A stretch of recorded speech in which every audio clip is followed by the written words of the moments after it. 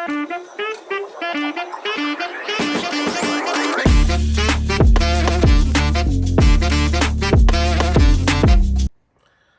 மக்களே, welcome to my channel. எல்லோரும் எப்படி இருக்கீங்க? நல்லா இருக்கீங்களா?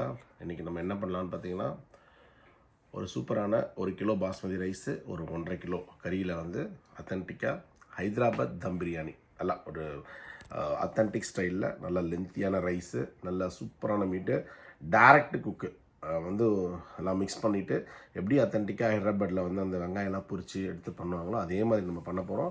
இன்றைக்கி 1 கிலோவில் நான் இன்றைக்கி உங்களுக்கு செஞ்சு காட்ட போகிறேன். எப்படி செய்யலான்னு பார்க்கலாம், வாங்க வீடியோக்கு போகலாம். இப்போ நம்ம ஹைதராபாத் சிக்கன் பிரியாணி செய்கிறதுக்கு ஃபஸ்ட்டு நம்ம ஆனியனை வந்து நல்லா கிறிஸ்பாக பொரிச்சு எடுத்துக்கலாம். 150 ml ஆயிலு, ஒரு 50 ml கீ போட்டிருக்கேன் இதில். ஸோ இந்த வெங்காயத்தை பொரிக்கிறதுக்கு இது நான் வந்து 1 கிலோ உங்களுக்கு மெஷர்மெண்ட்டு சொல்கிறேன் எல்லாத்தையும் கரெக்டாக. 1 கிலோ ரைஸ், 1.5 கிலோ சிக்கன்.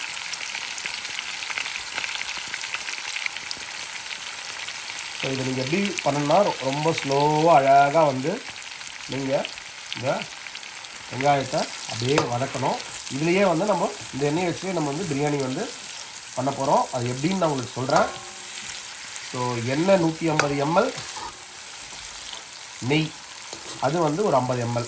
அதுக்கப்புறம் கடைசியாக வந்து தம் போடும்போது நம்மளுக்கு வந்து ஒரு 50 ml வந்து நெய், அவ்வளோதான். ஸோ மொத்தம் இந்த ப்ராசஸ் வந்து 250 ml of oil and ghee. 1 கிலோவுக்கு 300லேருந்து 400 கிராம் வந்து நீங்கள் வெங்காயம் எடுத்துக்கலாம்.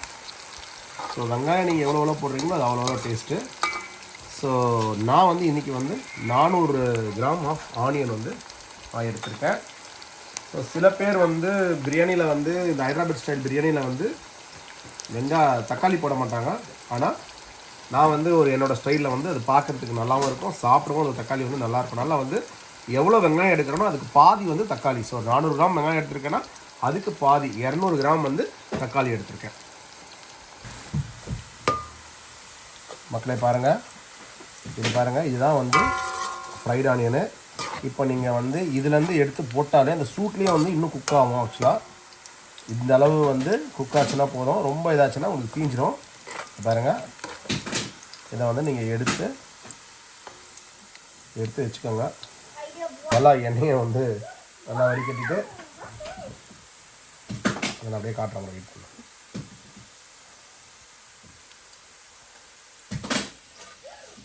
பாருங்கள் மக்களே, இந்த மாதிரி போட்டு ஸ்ப்ரெட் பண்ணிவிடுங்க. ஸ்ப்ரெட் பண்ணி கொஞ்ச நேரம் கழிச்சதுக்கு பார்த்தீங்கன்னா உங்களுக்கு நல்லா எல்லாமே வந்து உங்களுக்கு கலர் வந்து ஈவனாக வந்துடும். இது பேர் வந்து பரிஸ்தா அப்படின்வாங்க ஆக்சுவலாக. பாருங்கள், அவ்வளோதான். சூப்பர். நம்ம வந்து போட்ட வெங்காயம் எல்லாம் நல்லா ஃப்ரை ஆகிடுச்சு. இது ஆறட்டும். அதுக்கப்புறம் இப்போ நம்ம சிக்கனை வந்து நம்ம மேரினேட் பண்ணிடலாம். மக்களே பார்த்தீங்களா, சத்தம் கேட்குது உங்களுக்கு? மறுபடியும் ஆயிடுச்சு பாருங்கள். இப்போ சூடாக இருக்குது. இன்னும் சூடு ஆறினதுக்கப்புறம் இன்னும் மறுபடியும் பாருங்கள் கலர் எப்படி நம்மளுக்கு வந்து. இதுதான் வந்து கரெக்டாக வெங்காயத்தை நம்ம கரெக்டாக பொரிச்செடுக்கணும். இந்த கோல்டன் ப்ரௌன் பார்த்தீங்களா? ஸோ அதே மாதிரி இந்த எண்ணெய் வந்து ரொம்ப முக்கியம். இது வந்து ஆனியன் பொரிச்ச எண்ணெய், இதில் நல்லா ஃப்ளேவர் இருக்கும். இந்த எண்ணெயை வச்சே நம்ம வந்து இந்த எண்ணெயும் நெய்யும் மிக்ஸ் பண்ண இந்த ஆயிலை வச்சே நம்ம வந்து ஃபுல்லாக பிரியாணி பண்ண போகிறோம். அப்படி பண்ணால் ரொம்ப ரொம்ப டேஸ்ட்டாக இருக்கும். ஸோ இப்போ நம்மளுக்கு ஒரு சைடில் வந்து வெங்காயம் வந்து ஆறிட்டுருக்கு. இன்னும் ஒரு சைடில் வந்து நம்ம இப்போ மேரினேட் பண்ண போகிறோம் சிக்கனை. மக்களே, இப்போ நம்ம மேரினேட் பண்ண போகிறோம். பாருங்கள், அதுக்கு வந்து சில்லியை வந்து ஒரு சும்மா அப்படியே ஒரு சதைச்சி மாதிரி வச்சுருக்கேன். அது ஒன்றும் வந்து சதையில்லை, அது ஓகே. இதில் வந்து அடுத்து அந்த மசாலாஸ், இதில் என்னென்ன நான் போட்டிருக்கேன்னா உப்பு, மிளகாத்தூள், அதுக்கப்புறமா வந்து கரம் மசாலா, தனியாத்தூள், கொஞ்சோண்டு வந்து லைட்டாக ஜீரகத்தூள். இவ்வளோ தான், வெரி சிம்பிள் தான். என்ன மெஷர்மெண்ட்டுன்னு பார்த்தீங்கன்னா, அது காரம் வந்து ஒருத்தருக்கு ஏற்ற மாதிரி இருக்கும். பட்டு எல்லாமே ஒரு சின்ன டீஸ்பூனில் மெஷர் பண்ணிக்கோங்க. ஒரு டீஸ்பூன் கணக்கு வச்சுக்கோங்க. ஸோ அப்போ கரெக்டாக இருக்கும் உங்களுக்கு. பாருங்கள், இதெல்லாம் போட்டு கணச்சிக்கோங்க. இதில் ரொம்ப மெயின் இன்க்ரீடியன்ட் என்னென்னு பார்த்தீங்கன்னா சாய் ஜீரான்னு சொல்லுவாங்க, இல்லை காலா ஜீரான்னு சொல்லுவாங்க. இந்த பாருங்க, இதுதான் அது. ரொம்ப பொடிசாக இருக்கும். இதுதான் வந்து ஏதோ ஹைதராபாத் பிரியாணியோட ஸ்பெஷல் இன்க்ரீடியண்ட்டு. அதுதான் கொஞ்சம் அதை போட்டுக்கிறோம். ரொம்ப பொடிசாக இருக்கும். எல்லாம் மிக்ஸ் பண்ணியாச்சு. நல்லா டீப் மசாஜ் கொடுக்கணும். அவ்வளோதான் ஆச்சுங்களா. ஸோ இப்போ வந்து நம்ம அந்த சொன்னோன்னா அந்த பொரிச்சு வச்ச வெங்காயம் அதை ஆட் பண்ணிக்கணும். நான் வந்து அப்படியே கையிலேயே வந்து அதை எல்லாம் வந்து உடச்சி விட்டுருக்கேன் இந்த வெங்காயத்தை. ஸோ இப்போ வந்து இதில் கொஞ்சம் மல்லி,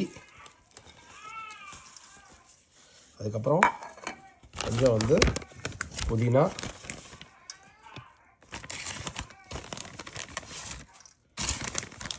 இன்னும் கொஞ்சம் வந்து நம்ம வந்து பேலன்ஸ் வந்து நம்ம ரைஸ் வேக வைக்கும் போது நம்ம போட்டுப்போம். ஸோ இதை போட்டு நீங்கள் வந்து நல்லா பாருங்கள், நேச்சுரல் கலர் தான். இதில் வந்து நான் 2 மிளகாத்தூள் மிக்ஸ் பண்ணியிருக்கேன் லைட்டாக. கொஞ்சம் வந்து காஷ்மீரி மிளகாத்தூளும், அதுக்கப்புறம் நம்ம ஆர்டினரி மிளகாத்தூள் நிறையா, காஷ்மீரி மிளகாத்தூள் வந்து கொஞ்சோண்டு. ஸோ காரம் ஆக்சுவலாக ஹைதராபாத் பிரியாணி வந்து டபுள் மசாலாலாம் போட்டிங்கன்னா செம்ம காரமாக இருக்கும். நம்மளுக்கு ரொம்ப காரம் இருந்தால் பிரியாணி என்ஜாய் பண்ண முடியாது. அதனால் காரம் வந்து எப்பவும் சட்டிலாக தான் போடுவேன். இந்த மஞ்சாத்தூள் ஆட் பண்ணியிருக்கேன், தனியாத்தூள் ஆட் பண்ணியிருக்கேன், அதுக்கப்புறம் லைட்டாக ஜீரகத்தூள், கரம் மசாலா, அவ்வளோதான். ஸோ இப்போ இதில் வந்து இஞ்சி பூண்டு பேஸ்ட்டு 1 கிலோவுக்கு நான் வந்து 150லேருந்து 200 கிராம் இஞ்சி பூண்டு பேஸ்ட்டு. அது நம்மளுக்கு வந்து தேவையான அளவு நம்ம எடுத்துக்கலாம். ஆனால் மினிமம் 150 கிராம் போடுங்க. நல்லா வந்து சிக்கன் வந்து நம்ம 1க்கு 1 எடுத்தால் பரவாயில்ல, 1க்கு 1.5 எடுத்துருக்கோம். ஸோ அப்போ அதனால் என்னென்னா நம்ம வந்து கொஞ்சம் ஜிஞ்சர் கார்லிக் பேஸ்ட் கொஞ்சம் அதிகமாக போட்டிங்கன்னா அந்த நல்லா வந்து இதில் நல்லா சிக்கனில் போய் நல்லா பிடிக்கும், சூப்பராக இருக்கும். மக்களே பாருங்கள், நல்லா வந்து இது எல்லாம் நீங்கள் ஃபுல்லாக நல்லா பிசைங்க. சொல்கிறதுக்கு மறந்துட்டேன், மறக்காமல் கொஞ்சம் பொரிச்ச வெங்காயம் வந்து கொஞ்சம் எடுத்து வச்சுருங்க. ஏன்னா அது வந்து ஃபைனலாக வந்து நம்ம கார்னிஷ் பண்ணுறதுக்கு தேவைப்படும். இப்போ வந்து இதில் நம்ம கொஞ்சம் ஆயில் ஊற்ற போகிறோம். ஆல்ரெடி நம்ம பொரிச்சு வச்சோன்னா அந்த ஆனியன் ஆயில், அந்த ஆயிலை தான் நம்ம ஊற்ற போகிறோம். கொஞ்சம் அந்த பேலன்ஸை ஃபுல்லாக ஊற்றிடுவோம். ஆனால் கொஞ்சம் கொஞ்சமாக மொத்தமாக போட்டுட்டு திருப்பி நம்ம அந்த பாத்திரத்தில் ட்ரான்ஸ்ஃபர் பண்ணிடுவோம். பாருங்கள், போட்டு இது ஒரு பெண்ணையை விடுங்க. தயிர் வந்து அதே மாதிரி 150லேருந்து 200 ml தயிர், அவ்வளோதான். பாருங்கள், நல்லா தயிர் போட்டு சூப்பராக பிணைஞ்சாச்சு. இப்போ என்ன பண்ணலான்னா அப்படியே அந்த எண்ணெய் இருக்கும் பார்த்தீங்களா, அதில் அப்படியே ட்ரான்ஸ்ஃபர் பண்ணிடலாம். இன்னும் இதில் சில இன்க்ரீடியன்ஸ் போட வேண்டியது இருக்குது. கொஞ்சம் அது போட்டோன்னா கொஞ்சம் நல்லா ரிச்சாக இருக்கும், நல்லா செம்ம டேஸ்ட்டாக இருக்கும். இது நம்ம ஸ்டைலு. இது இந்த அளவே போதும். இதுக்கப்புறம் வேறு எதுவும் போட தேவையில்லை. அப்படியும் பண்ணலாம். நான் வந்து இன்னும் கொஞ்சம் இதை ரிச் ஆக்கிறதுக்காக சில விஷயங்கள் வந்து இதில் ஆட் பண்ண போகிறேன். என்னென்ன ஆட் பண்ண போகிறேன்னு பார்த்தீங்கன்னா, பட்டை, லவங்கம், ஏலக்காய், அப்புறம் கொஞ்சம் முந்திரி பருப்பு, இதில் வந்து கொஞ்சம் லெமன் ஜூஸு, அதுக்கப்புறம் நல்லா போட்டு பிணைங்க. நல்லா சூப்பராக ஒரு கலர் கிடைக்கும். இதில் வந்து ஆக்சுவலாக இதில் சாஃப்ரான் போடுவாங்க, இதுலேயே போடுவாங்க. ஆனால் ஆக்சுவலாக இதில் போடுறதோட நம்ம வந்து என்ன பண்ணிருக்கோம், நான் வந்து கொஞ்சம் மில்க்கு வந்து எடுத்து வச்சுருக்கேன். பாலில் வந்து 1 கிலோவுக்கு 100 mlன்ற அளவில் வந்து பால் எடுத்திருக்கேன். அதில் வந்து சாஃப்ரான் போட்டு நான் ஊற வச்சுருக்கேன். ஆக்சுவலாக நீங்கள் அதை முதல்ல பண்ணிவிடுங்க. ஸோ கடைசியாக வந்து அதை தம் போடும் போது நல்லா டெக்கரேஷன் பண்ணலாம். ஸோ இப்போ இதெல்லாம் பண்ணலான்னா இதில் தக்காளி ஆட் பண்ணலாம். மோஸ்ட்லி சில பேர் தக்காளி ஆட் பண்ண மாட்டாங்க. ஆனால் நீங்கள் தக்காளி ஆட் பண்ணி பாருங்கள். ஸோ அது ஒரு டேஸ்ட் இருக்கும்.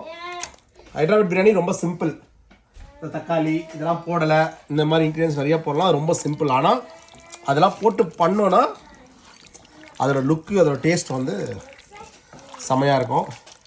பாருங்கள், நம்மளுக்கு எதுவுமே வேஸ்ட் ஆகல பாருங்கள். நம்மளுக்கு எந்த அளவு எண்ணெய் வேணும் எல்லாமே நம்மளுக்கு கரெக்டாக தெரிஞ்சிருச்சு.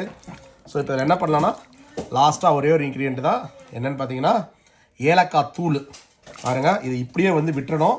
இப்போ என்ன பண்ணணும்னா இது மினிமம் வந்து 1 hour, மேக்ஸிமம் வந்து இதை ஒரு நாள் 24 மணி நேரம் வரைக்கும் கூட ஊற வைக்கலாம். பாருங்கள், லைட்டாக ஏலக்காய் தூள் அவ்வளோதான், போதும். ரொம்ப போட்டிங்கன்னா உங்களுக்கு அவ்வளோவா நல்லா இருக்காது. ஏலக்காய் தூள் அவ்வளோதான், முடிஞ்சிருச்சு. பாருங்கள், பார்க்குறதுக்கே பாருங்கள் எப்படி இருக்குன்னு, செம்மையாக இருக்குது. ஸோ இது வந்து ஒரு 1 கிலோ கணக்குக்கு பாருங்கள், 1 கிலோ ரைஸு 1.5 கிலோ கறி முடிஞ்சிருச்சு, எல்லாம் முடிஞ்சிருச்சு. இப்போ இது வந்து கண்டிப்பாக வந்து ஒரு மணி நேரம் ஊற வைக்கிறோம். அதே மீன் வயலில் என்ன பண்ணுறோம், நம்ம ரைஸையும் வந்து ஊற வைக்க போகிறோம். ஸோ இது ஊறத்துக்கும் ரைஸ் ஊறத்துக்கும் கரெக்டாக இருக்கும். ரைஸ் வந்து ஒரு 3/4 மணி நேரம் இது ஊறி இப்போ ஒரு மணி நேரம் ஊற வைக்க போகிறோன்னா இதுக்கப்புறம் 1/4 மணி நேரம் கழிச்சு ரைஸை ஊற வைக்கலாம். ஒரு அரை மணி நேரத்துலேருந்து 3/4 மணி நேரம் ரைஸ் ஊறிச்சுன்னா நல்லா லென்த்தாக வரும். நான் வந்து இன்றைக்கி இந்தியா கேட் கிளாசிக் எடுத்திருக்கேன். ஸோ இது அப்படியே ஊறட்டும். இப்போ நம்ம நெக்ஸ்ட்டு வந்து ரைஸ் எல்லாம் ஊற வச்சுட்டு இது எப்படி நம்ம செட் பண்ண போகிறோன்னு பார்க்கலாம். இப்போ நம்ம ரைஸ் வந்து தனியாக வெடிக்கிறதுக்கு இதில் வந்து பாருங்கள், மல்லி போட்டிருக்கோம் கொஞ்சம், அதே மாதிரி புதினா போட்டிருக்கோம், பட்டை, லவங்கம், ஏலக்காய் கொஞ்சம், அவ்வளோதான். அப்புறம் தேவையான அளவு உப்பு வந்து எப்படின்னா கொஞ்சம் லைட்டாக உப்பு கறிக்கிற அளவு இருந்தால் போதும், அவ்வளோதான். இதை வந்து நம்ம கொதிக்க விட்டுட்டு இதில் தான் நம்ம வந்து ரைஸ் போட்டுட்டு அதை எடுத்து நம்ம தம் போட போகிறோம். மக்களே பாருங்கள், நல்லா தண்ணி கொதிக்குது. இன்னும் நல்லா தண்ணி கொதி வந்ததுக்கப்புறம் ரைஸை போட்டு அப்படியே லேயர் பண்ண வேண்டியது தான். மக்களே இதை சொல்ல மாட்டேன், இதில் கொஞ்சம் சாய்ஜீரா போட்டேன். ஸோ அதையே நான் வந்து உங்களுக்கு சொல்லிடுறேன். இப்போ இன்னும் கொஞ்சம் நல்லா கொதிச்சுட்டு வரும்போது நம்ம ரைஸை போட்டு அப்படியே ட்ரான்ஸ்ஃபர் பண்ணிட்டு தம் போட்டுடலாம்.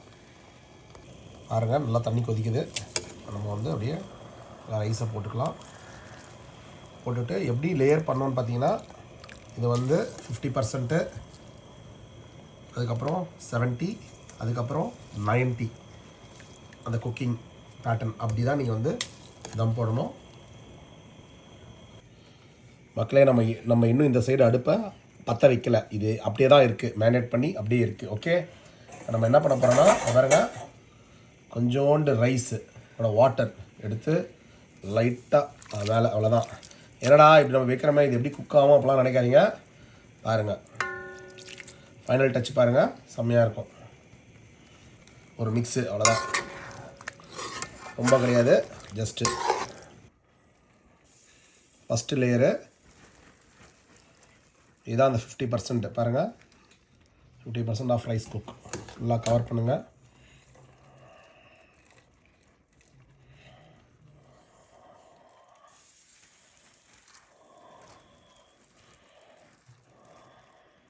யூ ஹேவ் டு வெயிட், இன்னும் கொஞ்சம் நேரம் வெயிட் பண்ணுங்கள். இப்போ வந்து இன்னும் வந்து அடுத்தது 70% குக் ஆகணும். செகண்ட் லேயருக்கு பாருங்க, இது குக் ஆகிட்டுருக்கு. இந்த ப்ராசஸ் ரொம்ப மஸ்ட்டு. இதில் தான் வந்து உங்களுக்கு அந்த உதிரியாக கரெக்டாக வந்து எல்லாத்துலேயும் பிடிச்சி அந்த டேஸ்ட்டாக வரும் பிரியாணி. ஸோ இப்போ இன்னும் வந்து அடுத்தது வந்து 70% குக் ஆனதுக்கப்புறம் ஜஸ்ட் எல்லாமே ஒரு 5 to 10 minutes கேப்புக்குள்ளே பண்ணணும். சக் சக் சக் சக். So second layer 70%.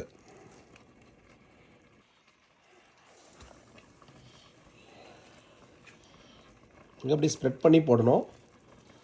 அப்போ தான் ரைஸ் வந்து உங்களுக்கு நல்லா உதிரியாக கரெக்டாக வரும்.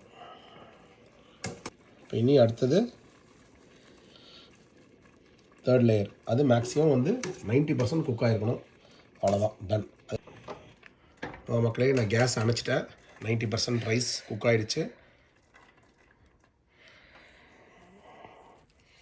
பாருங்க, 90% ஆல்மோஸ்ட் குக்டு. இது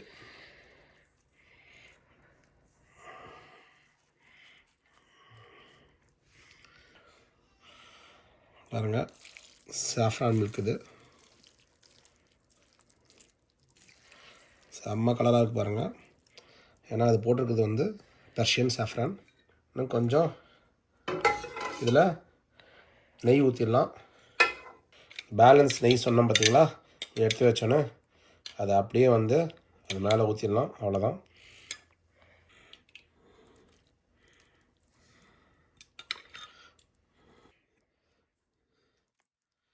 நெய் அழகாக ஸ்ப்ரெட் பண்ணிவிட்டு என்ன பண்ணலான்னா நம்ம வந்து பொரிச்ச ஆனியன் பொரிச்சு வச்சோம்னால இதை அப்படியே லைட்டாக அவ்வளோதான், இதையும் அப்படியே போட்டுடலாம். அடுத்தது கொத்தமல்லி மக்களே, அவ்வளோதான், மல்லி போட்டாச்சு. கொத்தமல்லி ஜஸ்ட்டு ஆல்ரெடி எல்லாம் ஃப்ளேவரும் இல்லை இறக்கியாச்சு. பாருங்கள் எப்படி செம்மையாக இல்லை, பார்க்குறதுக்கே வாய் ஊறுதா. இப்போ நம்ம ராப் பண்ணிடலாம். மக்களே பாருங்கள், சீல் பண்ணியாச்சு. அவ்வளோதான் மக்களே, லாக் பண்ணியாச்சு. இப்போ தான் நம்ம அடுப்பை பற்ற வைக்க போகிறோம். 1 2 3 ஸ்டார்ட். சத்தம் கேட்டுச்சா? இப்போ தான் பற்ற வச்சுருக்கோம். ஸோ எவ்வளோ நேரம்னா ஹை ஃப்ளேமில் 10 நிமிஷம், அடுத்தது ஃபுல் சிம்மில் வந்து 30 நிமிஷம், டோட்டலாக 40 நிமிஷம். ஏன்னா பச்சைக்கறி அது வந்து குக் ஆகிறதுக்கு டைம் எடுக்கும். இதுதான் அத்தன்டிக்காக பண்ணுற ஹைதராபாத் சிக்கன் தம் பிரியாணி. பக்கமாக இப்போ பிரியாணி ரெடி ஆகிடுச்சு. பாருங்கள் நல்லா சூடாக இருக்குது. இப்போ நான் வந்து ரெஸ்டிங் விட்டுருக்கேன் அதுக்கு. இப்போ எல்லாம் பக்கமாக தம் வந்து 10 நிமிஷம் ஹை ஃப்ளேமு, 35 நிமிஷம் வந்து 30லேருந்து 35 நிமிஷம் வந்து லோ ஃப்ளேம் வச்சுருக்கேன். அதுக்கப்புறம் ஒரு 20 நிமிஷம் வந்து அப்படியே ரெஸ்டிங் டைம் விட்டுருக்கேன். ஸோ ரொம்ப ஆர்வமாக இருக்குது. இதை ஓப்பன் பண்ணி பார்க்கலாம் எப்படி இருக்குன்னு. 1 2 3 சூப்பர், செம்மையாக வந்து ரெடி ஆகிடுச்சு.